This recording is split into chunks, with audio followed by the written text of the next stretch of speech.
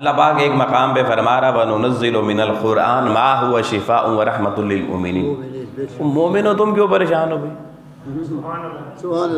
اللہ پوچھتا تمہیں کیا پریشانی ہے؟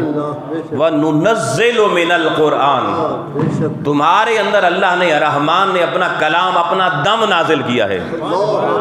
دم کرتے ہیں نا پڑھ کے. اللہ پاک نے اپنا کلام بھیجا اپنا دم بھیجا. کیوں بھیجا؟ فرما ہوا شفاء و رحمت للمؤمنین مومنوں کائنات کی ہر شفا بھی اس کے اندر رکھ دی ہے اور ہر رحمت بھی قرآن کے اندر رکھ دی ہے. مومن رحمت تلاش کرنا چاہے تب بھی قرآن کھولتا ہے. مومن شفا تلاش کرنا چاہے تب بھی قرآن کھولے گا. ہر مرض کا علاج اللہ پاک فرما رہا میں نے قرآن میں رکھ دیا ہے.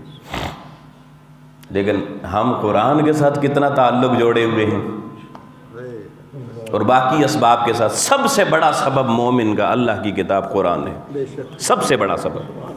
اگر اسباب کی دنیا میں مومن باقی اسباب اوپر لے جائے اور اللہ کی کتاب کو پیچھے رکھے تو اس کے ایمان میں نقص واقع ہوگا.